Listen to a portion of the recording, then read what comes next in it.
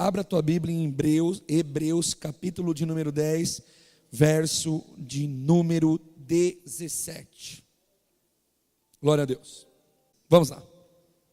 Acrescenta, 2 pontos. Também de nenhum modo me lembrarei dos teus pecados e das tuas iniquidades para sempre. Ora, onde há remissão destes, que são os pecados, não há oferta pelo pecado. Amém, meus irmãos? Pode fechar a tua Bíblia por um instante. Essa tarde eu fui muito ministrado por Deus, porque há alguns dias atrás eu estava escrevendo sobre a memória. Eu gosto muito de escrever sobre temas que Deus põe em meu coração. Eu estava escrevendo sobre a memória e queria edificar a vida de vocês um pouquinho com esse tema.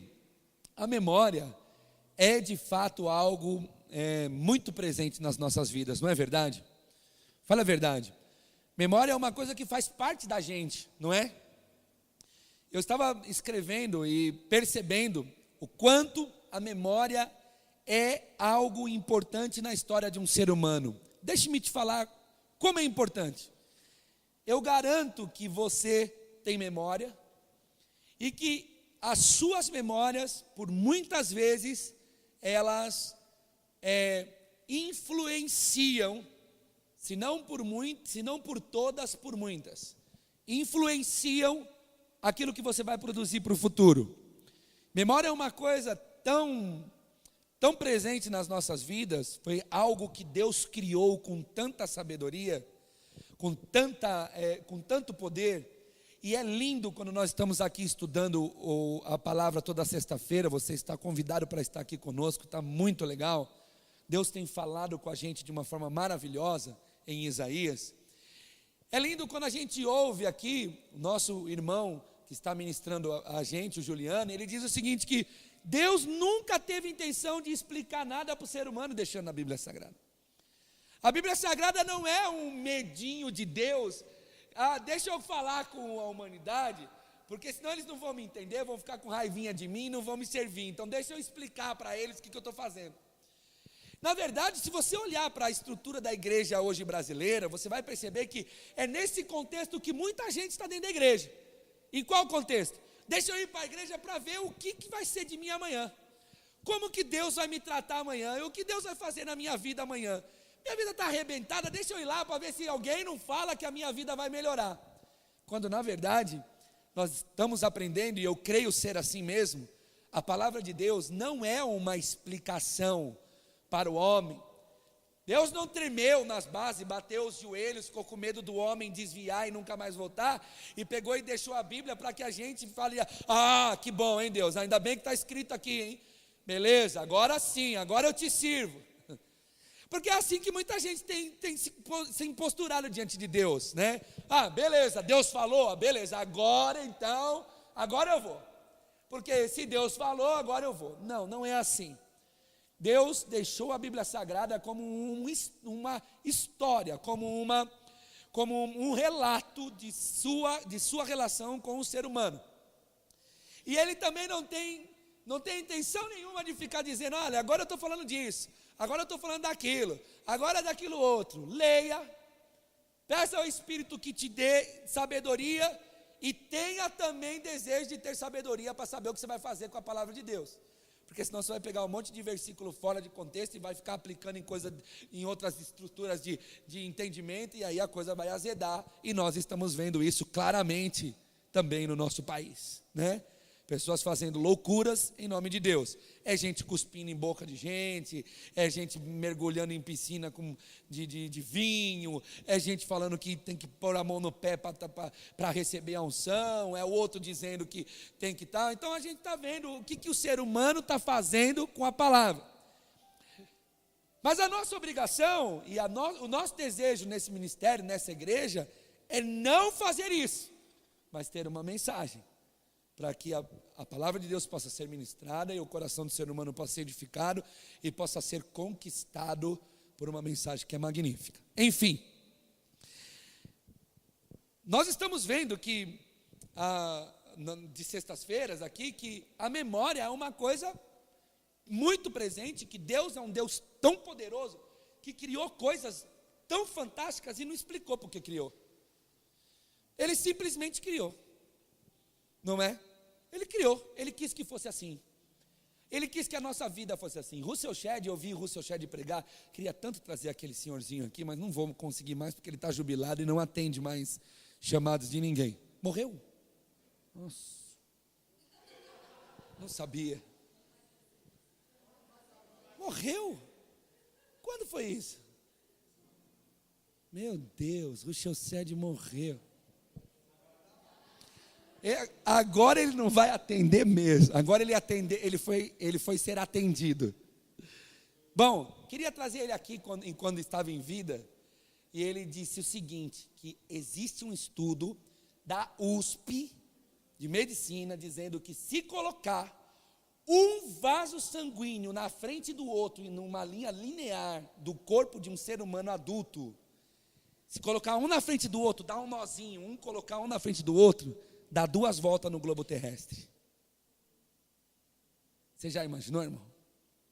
Se pegar todos os vasos sanguíneos de um corpo de um ser humano adulto e colocar um na frente do outro, como emendando um ao outro, dá 2 voltas no globo terrestre de comprimento.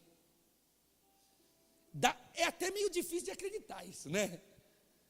Mas é verdade. E isso foi aceito como uma pesquisa verdadeira. Agora você imagina, Deus criou uma coisa dessa e não disse para os homens: vou criar, viu?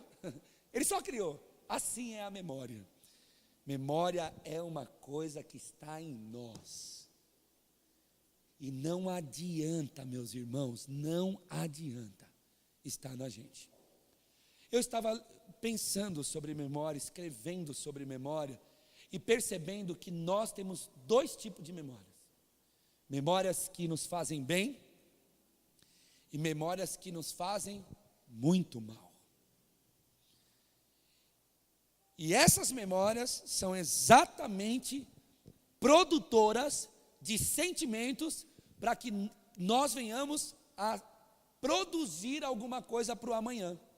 Então eu garanto que existem pessoas que estão aqui, baseados na memória de ontem, de antes de ontem ou do passado, prontinhos para produzir amanhã alguma coisa, sob o sentimento que essa memória está te trazendo. É por isso que a gente vê muita gente sucumbindo em suas produções, e produzindo coisas horríveis para o seu futuro, desejando coisas terríveis para o seu amanhã, sem nenhum tipo de expectativa. Por quê? Porque está tão destruído pela memória de ontem, está tão aniquilado pelo que aconteceu no passado, que não consegue olhar para o futuro e produzir alguma coisa diferente daquilo, que é aquele sentimento ruim da memória que ficou ali atrás. Eu sei, porque eu fui fruto, os irmãos sabem, eu fui usuário de droga.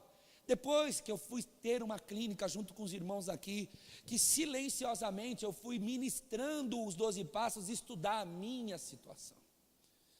E descobri que grande parte da minha dependência era de fato raiva que eu tinha daquilo que a minha mãe havia feito e da forma como meu padrasto me tratava.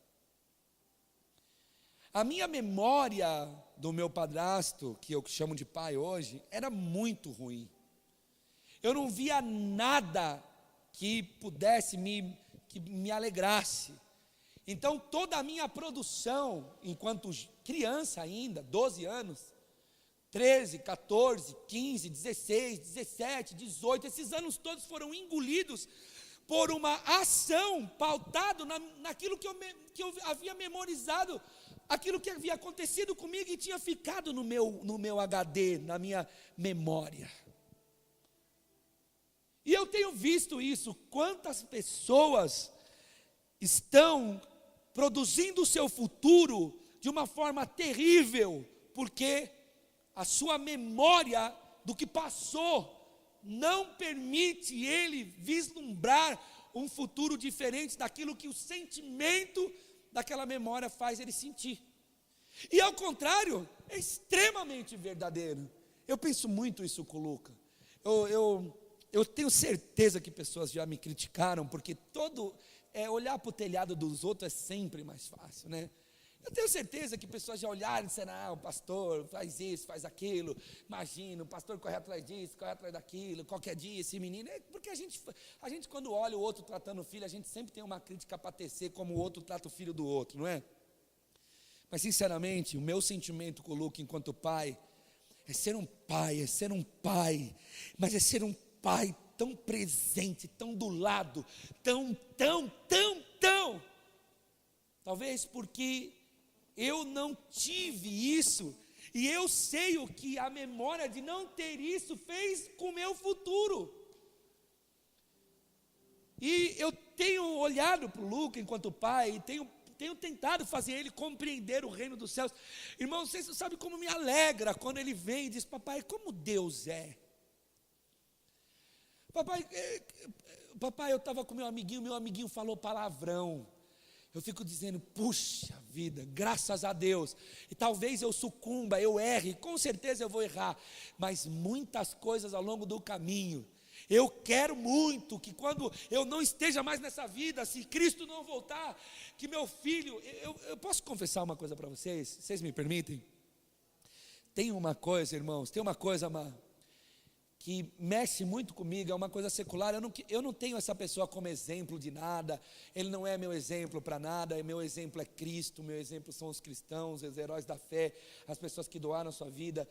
Mas tem uma coisa que eu não posso negar, que eu lembro toda vez e falo, eu queria que meu filho sentisse isso quando ele lembrar de mim e eu não estiver mais na vida dele. Eu vou falar de um cantor chamado Fábio Júnior. Eu não sei se vocês já viram o Fábio Júnior quando ele fala do pai dele em rede nacional. Vocês já viram? É muito lindo, irmãos. Ele não consegue falar, Gil. Eu acho que o pai dele, Gil, foi um pai tão pai, cara, que quando ele começa a falar do pai, ele simplesmente desmonta. E eu não sei porquê, Ronaldo, mas eu tenho essa expressão na minha cara. Eu queria que o Luca sentisse aquilo de mim. Eu quero que o Lucas sinta isso de mim. Eu quero que quando alguém, se Jesus não voltar, e eu tiver que partir antes dele, e ele tiver a família dele, quando o filhinho dele disser, e seu papai, como foi ele? Ele engasgar o nó na garganta para ter que falar de um cara que acordava às 7 horas da manhã, que corria ao trecho, que ensinava a palavra, que jogava botão, que ficava madrugada jogando videogame, que apoiava, que lutava, que corrigia, e eu fico percebendo o quanto memórias boas são capazes de levar alguém a produzir coisas boas. É fantástico isso, irmãos. É muito fantástico. Eu, quando lembro da clínica, eu fico só esperando qual vai ser a próxima que Deus vai inventar para pôr nas minhas mãos. Porque, irmão, foi tão maravilhoso aqueles 5 anos. 5 anos de salvação, frutos claros aqui, é só olhar. Frutos claros de recuperação, frutos claros de conversão. Pessoas foram curadas naquele lugar. Irmão, eu quando lembro do início dessa igreja, eu falo, meu Deus do céu, que coisa maravilhosa.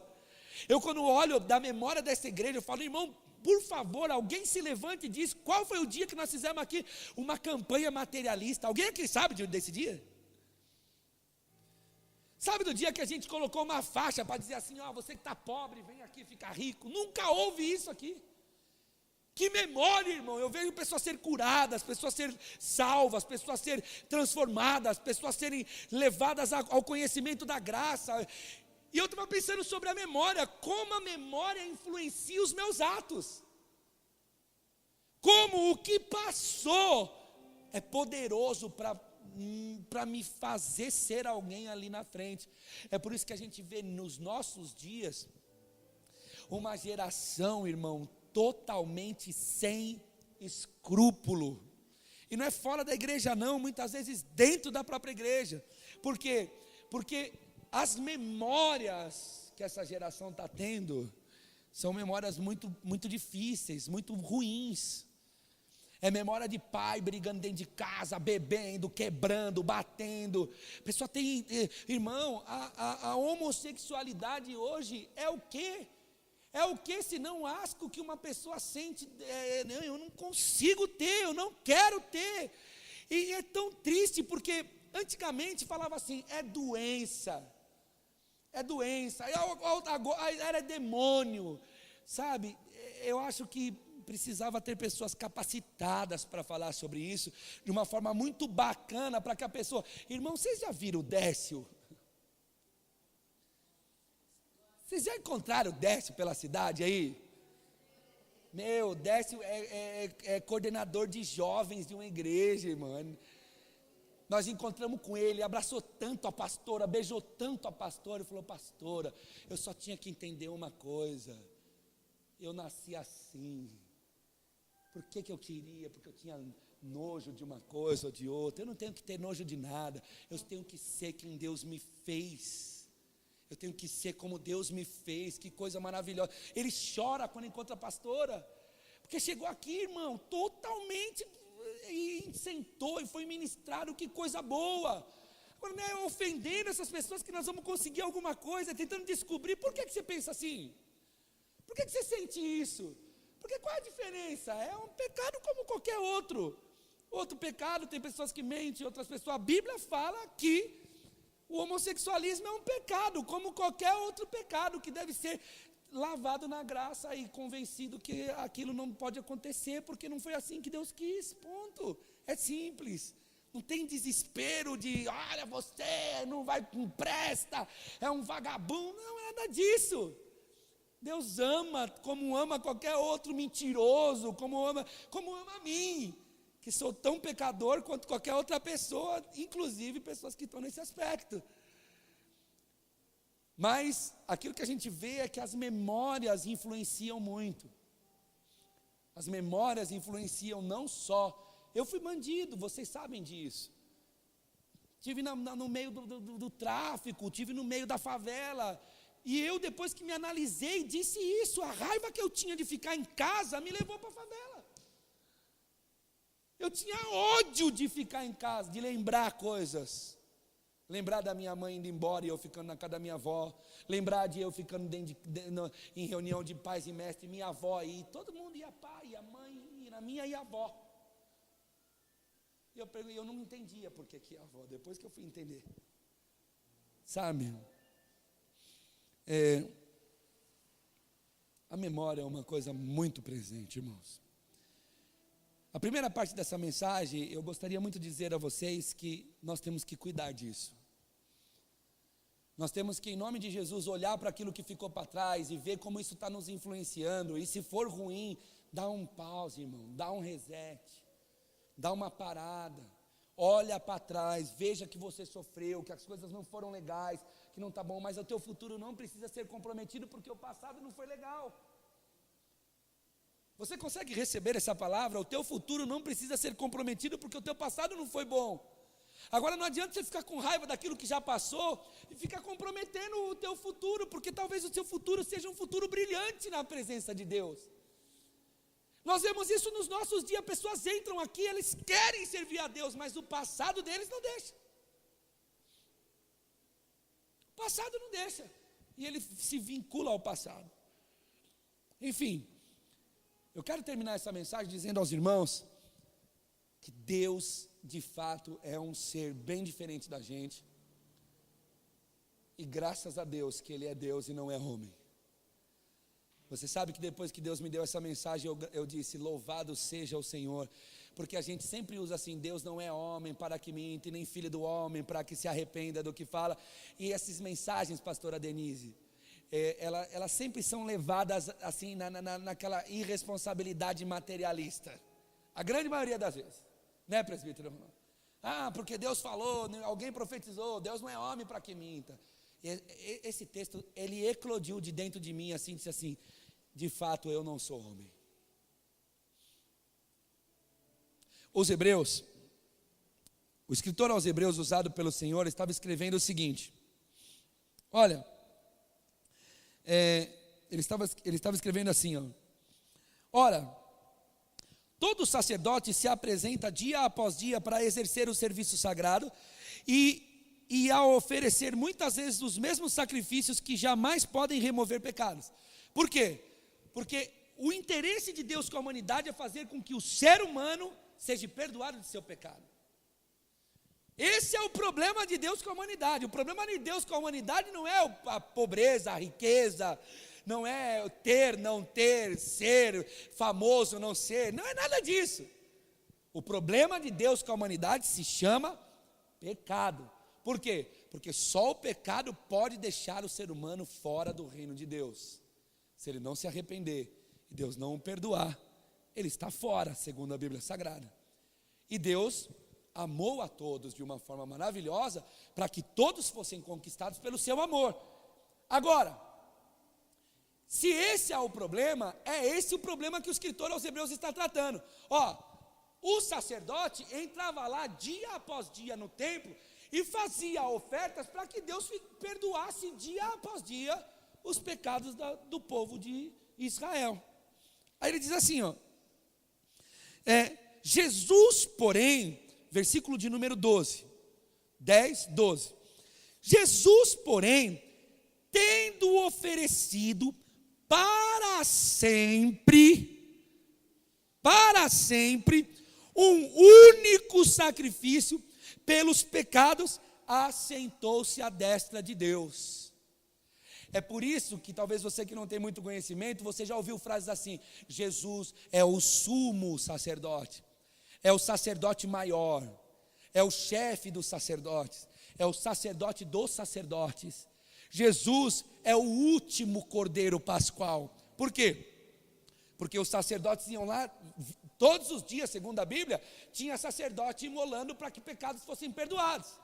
Agora vem Jesus e faz uma oferta para sempre, uma só oferta para sempre, para que não existisse mais necessidade de sacerdote ir ao templo fazer oferta. Ele já estava fazendo oferta por todos, aguardando daí em diante até que seus inimigos, eu amo esse texto, sejam postos por escabelos ou estrado dos seus pés. É isso que está escrito no Antigo Testamento, né, Gil? Senta-te à minha destra, até que eu ponha os seus inimigos por escabelos de teus pés. Aleluia, palavra poderosa, né, irmãos? Né, irmão Cláudio? Deus falando a Jesus: senta-te, senta aqui que os teus inimigos eu ponho por escabelos dos seus pés. E como é que os inimigos de Cristo vai ser colocado por escabelo dos pés, como estrado dos pés? Cristo salvando a humanidade, Cristo morrendo no Calvário para que o ser humano fosse perdoado por um único sacrifício, e um sacrifício para sempre, para que ninguém precisasse mais sacrificar, e os inimigos fossem colocados como estrado dos pés para que ele pudesse pisar, porque é isso que diz a Bíblia, ele pisará a cabeça, não é? Enfim, olha lá, porque com uma única oferta, aperfeiçoou para sempre quantos estão sendo santificados. E disto nos dá testemunho também o Espírito Santo. Olha que coisa linda. É o que a gente sente enquanto cristãos. Se alguém perguntar para você: você está indo nessa igreja? O que você está indo fazer lá? Você está ouvindo o que lá? Está acontecendo o que lá? Tua vida melhorou? Você começa a tentar dizer que tem alguma coisa acontecendo aqui dentro, e é por isso que você está vindo. E o que é isso? É o Espírito Santo testificando que Jesus Cristo é quem é, o Filho de Deus, a oferta oferecida para sempre, para que ninguém precise mais sacrificar. Aí, ele diz assim, esta é a aliança que farei com eles. Depois daqueles dias, diz o Senhor, porei no seu coração as minhas leis, e sobre a sua mente as inscreverei. Agora os escritores aos Hebreus, como nós temos aprendido de sexta-feira, vai até Jeremias, pega um texto de Jeremias e faz ele reviver no tempo da graça. Jeremias capítulo de número 31, verso número 33, 34 é o texto que nós vamos ler agora em Hebreus capítulo 10. Sabe o que eu percebi, irmãos? É tão interessante quando alguém no nosso país revela alguém, aí a gente fala assim: meu, fui num culto, a mulher falou tudinho, como Deus, nossa, que coisa maravilhosa. A gente não fala isso? Fala a verdade. A gente fala, a gente gosta de ver quando Deus revela uns negócios que você fala, só eu sabia. Fala a verdade, Marcelo. É bom, não é, mano? Agora nós temos o relato que um cara foi chamado por Deus muitos anos à frente para falar uma coisa que estava muitos anos atrás, e o que é mais maravilhoso, o que estava lá atrás escreveu com tanta clareza que o lá da frente disse assim: você sabe o que o fulano escreveu lá 150, 200 anos, 230, 180 anos lá atrás? Sei. Então está se cumprindo agora. E a gente não fica embasbacado com essas coisas. A gente gosta que alguém diz: ó, tá vendo, essa dor que está aí, vai sair, viu, porque Deus, você entende? A gente deveria ficar extasiado com a palavra. Terminei, que a pastora já olhou até no relógio. Terminei. Olha só, aí ele diz assim, ó, está escrito o seguinte: também de nenhum modo lembrarei dos teus pecados, e das suas iniquidades não lembrarei para sempre. Como Deus é bom, irmãos. Sabe por quê? Se ele fosse ser humano, ele seria atacado pela memória como nós somos. Mas ele não é. Ele é Deus. E ele domina a sua memória. E ele diz o seguinte sobre o pecado que o agride e que o faz ter ira contra um ser humano, quando esse ser humano diz: me perdoa, Deus, em nome do teu filho Jesus. Deus poderosamente entra em sua memória, pega aquele pecado que ele viu eu e você cometer e sobrenaturalmente, simplesmente esquece. Aleluia. Esquece. E nós somos literalmente beneficiados com essa graça. Porque Deus não escreve futuro com a memória. Porque se Ele fosse usar a sua memória sobre nós, estaríamos literalmente fritos. Mas segundo a Bíblia, Ele disse: não vou me lembrar do seu pecado. Você já esqueceu de alguma coisa, irmão? Eu esqueci hoje. Não sei que eu estava na casa do Jean fazendo uma coisa com ele, de repente alguém me lembrou. Ah, a pastora. Nós estávamos tratando umas coisas da igreja, a pastora foi no mercado comprar um macarrão para fazer para nós. De repente toca o telefone e eu estou lá todo bonzão falando com o Jean. Ela disse: vem aqui que o carro parou, acabou a gasolina.